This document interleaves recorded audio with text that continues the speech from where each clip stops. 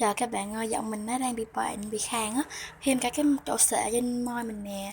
Gần Tết rồi mà mình xấu ra luôn, buồn nha. Piu. Mình sẽ uống nước trước khi mình review nha các bạn. Uống xong rồi thì mình đã đói các bạn à.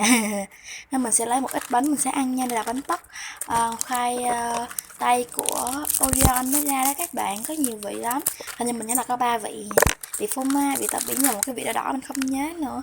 Nói chung là mình mới ăn được có 2 vị thôi.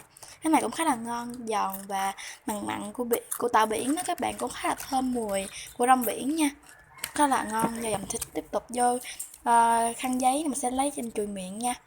Bây giờ mình sẽ review món đồ đầu tiên, chính là cái băng đơ mình từng xuất hiện trong cái video của mình nè. Đây là một video nói về cái cuộc chiến giữa đồ hoa cúc và đồ bơ cho các bạn. Đây là một cái nơ màu hồng, hình dáng rất là tiểu thư, hình hoa cúc nha, rất là đẹp luôn. Đây là cái skin chiba này nè, mình kẻ tóc này nè, mình khá là ít cột tóc nhưng mà mình hay đeo tay.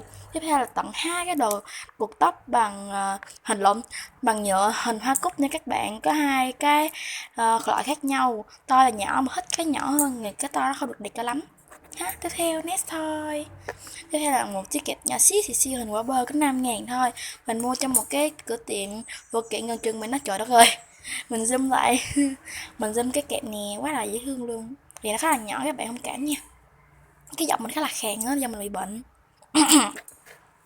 Nesta tiếp theo là một cái hộp mình đựng washi nè, sticker, có một cái hình sticker nhỏ chế bơ trên trển. Mình sẽ tính đó là một cái một cái hình wrapper có rất nhiều sticker và washi trên này nè, quá là nhiều luôn. Thật cái này là của em mình nhưng mình để chọn của nó đó, đừng nói cho ai biết nha.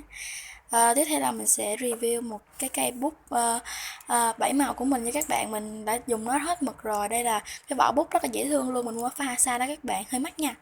Thế hay là hai chiếc áo mình mua trong hội chợ hình bông cúc nè, một cái vàng và một cái đen, đó là xinh luôn, 80.000 một cái áo. Mình mua ba cái áo được giảm giá đó các bạn, mình mua trong hội chợ mà xinh lắm luôn á. Rất là ưng khi mình gặp hai cái áo này. Đây là bề mặt phía sau này các bạn, rất là đẹp luôn. Cái áo vàng thì rất là xinh nha, nhưng khi tới cái áo đen thì không biết vì sao các bạn thấy phía sau nó khá là kiểu cái kẻ bị dính lại, khi mình gỡ ra nó sẽ bị lở loét một phần, nó khá là buồn, rất là buồn luôn á. Nói chung là ok, mình rất là âm phai. Tiếp theo là một cái đôi giày mình đã từng review rồi, mình mua MWC đó các bạn. Đôi giày này mình đã thắt dây hoa giày thuần hoa cúc nè, rất là dễ thương luôn, mình rất thích cho họa tiết thuần hoa cúc. Vậy là các bạn đã thấy hết những cái đồ mà bơ và hoa cúc của mình.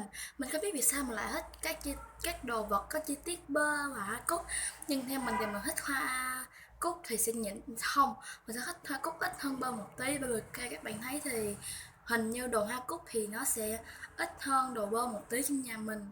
Nhưng các bạn thông cảm vì giọng mình đang bị khàn á, nên các bạn thông cảm nha.